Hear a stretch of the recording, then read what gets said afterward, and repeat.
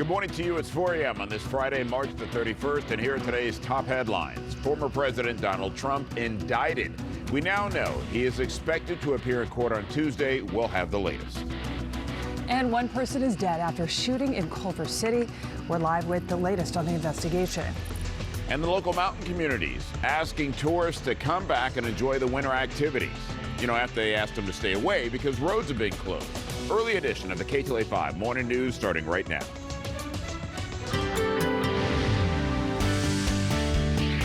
Well, good morning to you and happy Friday. I'm Chris Shaw. I'm Megan Henderson. We appreciate you being with us. We're going to check your commute with Ginger. Coming up, first, let's talk about what's going to be a nice weekend. Oh, and I'm so excited. We get to show you a Doppler radar with nothing on. Nice. Nice. I mean, there might be a few little things on there, but overall, we're looking good. In fact, let's head outside. Happy Friday, everybody, on a day that promises to be much drier for us.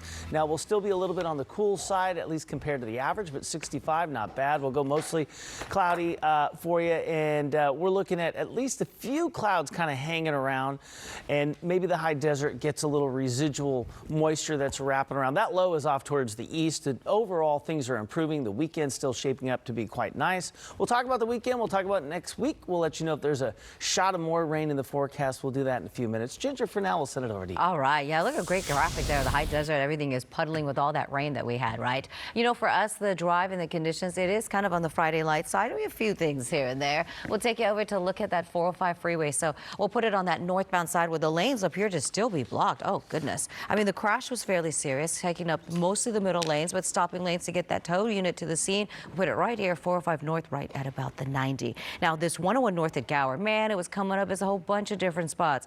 Past Hollywood, then at Gower, also at, let's see, was it Barham? And so, look, they're kind of close enough, right? But we're going to log it down to 101 north at Gower, where the car ended up smashing into the sand barrel staged on the freeway to absorb the shock of a crash. They may have done that, but they have to clean it all up, maybe even replace it. So all lanes are blocked as we speak, even though most of the activity originally in that, they said the left lane. I think it's at least one middle lane. We'll keep track of all these things for now, guys. I'll send it back to you.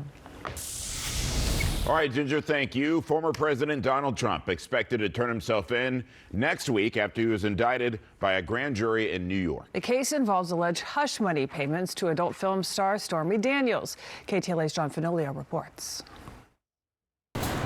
The announcement came late Wednesday. Former President Donald Trump indicted and ordered to surrender to authorities. A Manhattan grand jury voted to indict Mr. Trump on charges related to hush money payments made to adult film star Stormy Daniels to keep quiet about an alleged affair prior to the 2016 election.